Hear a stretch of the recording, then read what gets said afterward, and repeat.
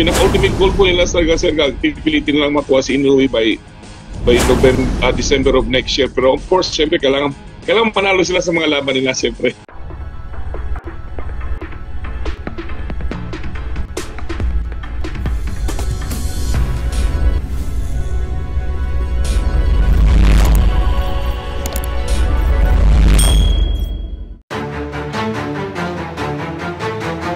Mapagpalang araw sa inyo mga kakwento at maligayang pagbabalik.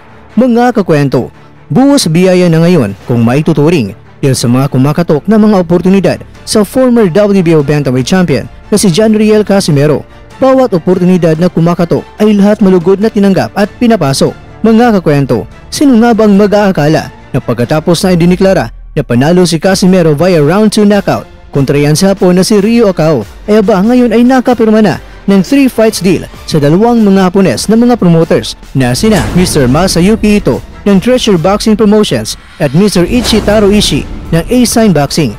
Bilang patunay, tara ating panurin ang nasabing video at video courtesy po tayo mga kwento sa YouTube channel na Cuadro Alas It's My Boy.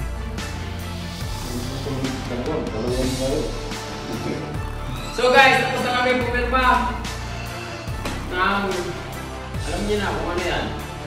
So, you know, let's ready to rumble! See you in April!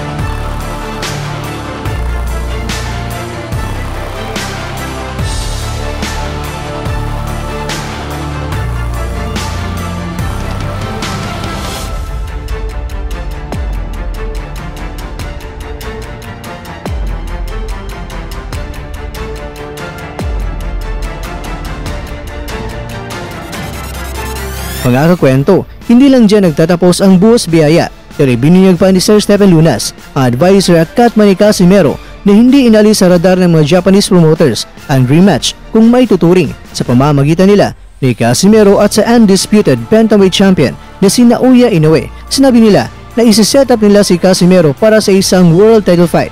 Sa ngayon mga kakwento, target nila si Luis Nery. Pero dahil ngayong Pebrero ang plano na muling lumaban ni Nery sa Mexico, maaring mag-tune-up fight muna si Nery at sa Abril naman mag-tune-up fight si Casimero. Kaya kung sakaling ibabakanti na ng kampiyon na si Stephen Fulton ang dalawa niyang mga belts, lalakit na siya sa featherweight division. Dalawa po ang world title belts na hinawakan niya, ang WBC, World Boxing Council at ang WBO, World Boxing Organization. At alam naman natin mga kwento ng WBO belt ang unang target ni Inoue dahil siya ay naging WBO Super Champion. Kaya ang tanong, sino nga ba ang maaari niyang makakalaban sa WBO para sa world title fight? Ang rank number 1 dyan mga kwento ay itong si Raiz Salim. Pero kung trip ni Inoue na labanan si Nery at popularity at money talks basis, dahil rank number 1 si Nery, siya makakalaban ni Inoue at dito na magkakaroon ng chance na si Casimero kung talagang magawa ng paraan ng mga promoters niya na makalaban niya itong si Rais Salim para sa WBO Super Bantamweight World Title. Posible ba yan? Yes po. Posible po yan basta may 4-piece. Hindi po yung 4-piece na pantawid program ng ating gobyerno 4-piece, popularidad, publikong kagustuhan, promoter, at pera-pera lang yan. Halimbawa na lang, hindi lang tayo lalayo pa mga kakwento sa ating former WBC Bantamweight Champion na si Nonito Donaire Jr. Bababa siya ng 115 pounds pero kaagad world title fight ang lalabanan niya, kaya posible talaga basta meron kang 4-piece. Ang sabi nga ni Sir Lunas na kung talagang papalarin si Casimero at may panalo niya ang mga labang nakahilera, talagang masasabi natin mga kwento na walang kawalan na itong si Inoue, dahil kung sakali lang na si Casimero at Inoue ay magtagumpay sila at may hawak na sila ng mga world title sa Super Bantamweight Division, dito na mas aarangkada ang mga Japanese promoters na may kasa talaga ang laban nila ni Casimero at ni Inoue. Marami man ang nagsasabi na baka ang mga Hapones ay bilang kakambyo ito at kakampi sila sa kababayan nila na si Inoue. Well, posible din po yan. Pero alam nyo naman, basta businessman, walang papanigin, kahit pa kanilang mga kababayan. Ngayon naman mga kwento ay may dagdag good news pa ay isa sa mga tagapagbahagi ng mga impormasyon o updates kay Casimero, at yan ay si Sir Nimel Iparagire. Ibinahagi niya kung ano pa nga ba ang mga buhos biyaya kay Casimero at ang pagdayo ni Casimero sa bansang Japan. Kaya tara ating panurin at video courtesy po tayo mga kwento sa kanya. Ngayon ganito ang nangyari mga kabulgaran. Ipapasa po yan ng management ni Cuadro Alas pabalik po ng Japan. So, from Japan, tutulak po ang dalawang promoter. Most likely, darating sila sa Pilipinas bago po tumulak sa Japan pabalik. Gawa ng kailangan po si Cuadro Alas na pumunta saan? Sa Japan. Meron po siyang commercial na gagawin doon.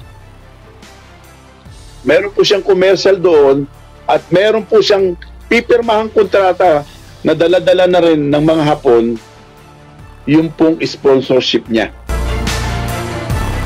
Samantala, nagbabalata naman sa ngayon sina Gervonta Tank Davis at itong si Shakur Stevenson, at ayon kay Davis, bakit daw palagi nagsasabi itong si Stevenson na siya ang pinaka-best na boksingero? Hindi pa nga nasubukan ni Shakur na lumaban sa 135 pounds. Wala nga raw lakas ang mga suntok nito sa 126 pounds o sa 130 pounds. At ayon pa kay Davis, kung ikukumpara niya ito sa kanya, ang lakas niya ay pang cruiserweight. At ayon pa kay Davis, hindi lang lakas ng suntok ang meron siya, dahil andyan din ang timing at tamang parte na pupuntirihin sa kalaban, at hindi yung basta-basta lang na nagpapakawala ng mga suntok. At ayon naman kay Shakur, alam naman ni Davis na kung maglalaban sila, hindi raw kayang talunin ni Davis itong si Shakur.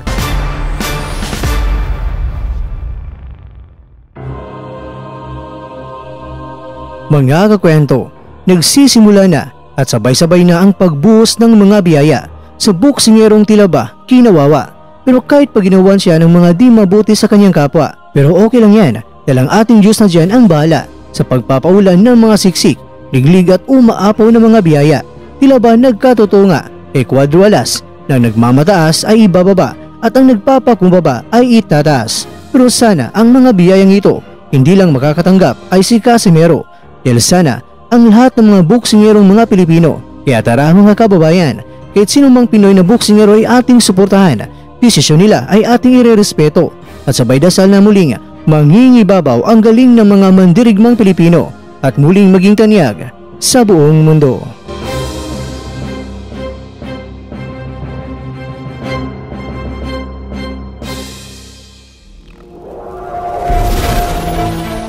At dyan nagtatapos ang ating kwento.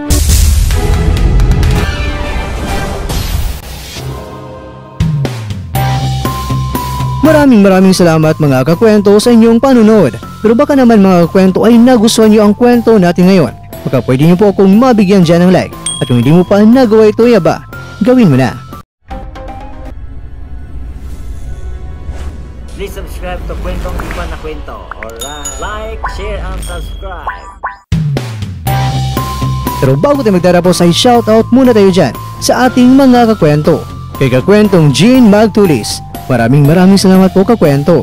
Kay Kakwentong Samuel Agips, sa mga kids ni Sir Samuel, shoutout sa inyo dyan mga kakwento. At Sir Samuel, saludo po kami sa iyo, dahil ikaw po ay isang OFW. Kay Kakwentong Ronnie Umandog, shoutout sa inyong YouTube channel na Ronnie Umandog Channel. At ikaw kakwentong nanonood ngayon, shoutout sa iyo dyan. Bueno, hanggang dito lang po muna ang ating kwentuhan. At abangan nyo lang pong ating susunod na video. At dito na po yan sa isang channel na kung saan maaaring ito'y mga kwentong di pa na kwento sa inyo.